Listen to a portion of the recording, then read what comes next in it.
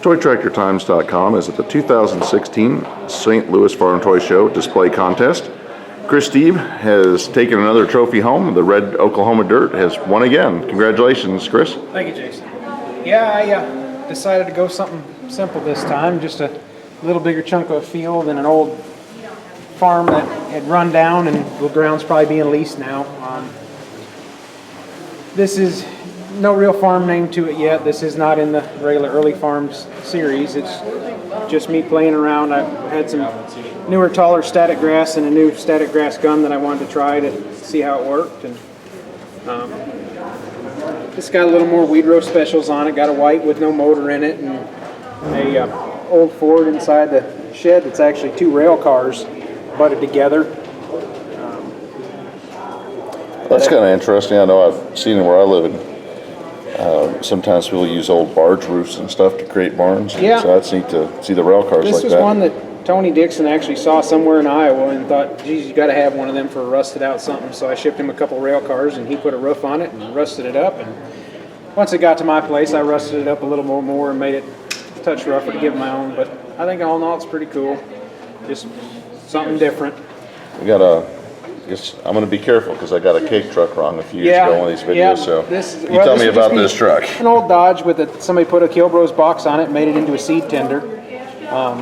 It rusted out. It bed's pretty nice, but I don't know if the farm still used it or it was just parked there that day. The auger and such actually does, if I can make it move on it. It's got one of my tarps on it. The auger does move and pivot out and such, so you can position it around a grain drill or such. The entire interior, it's got a little bit of detail in it, weathered up some. My tarps, like I've done before, are always they're just paper mache that I make a mold for roughly what I want shaped, and multiple layers, and then put a little light coat of paint on it and dull coat and dust it up some. So we've got some cattle. Yeah, they got out here. A few Semitols out in the field. Now it looks like they've banged up this round bell. Sioux feeder that's seen a better day. Looks like they got water plumbed to here, so there's a spigot into a water tank that Dan Meyer weathered up for me. Did a beautiful job on that. Looks like it's got real water in there too. It does have real water in it. It holds water. No sense reinventing the wheel with something plastic when water works just fine. So we come back here behind the rail car barn, and we had got more junk.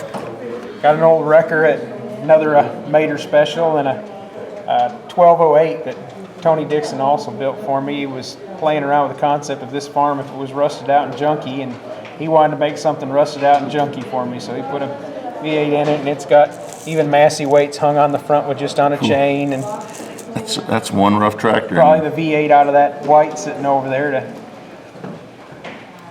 Well, it looks good, and of course during the show it was parked inside the barn. Yeah, it was inside the shed. But it's neat to. That'd be some rough hours out there. It looks like they even ended up with a John Deere seat on it. Yeah, I ain't seen a better day. Now what's happening over here? Is this an old car? Yeah, old T-bucket with a tree growing up through it. Could have been, I don't know if it was something somebody started to restore or something that was there all the way from the Dust Bowl. Well, I know you had shared with me that, in the Dust Bowl that recently a farmer plowed up a Model T that was under the ground. Yeah, that was under the sand that, the field was something like this where it had been pasture for the last 50 or 60 years, and they decided to put it into corn and put a center pivot on, and they were out working it with some kind of heavy tillage equipment and hit a dang, like I said, an old Model T that was under the ground.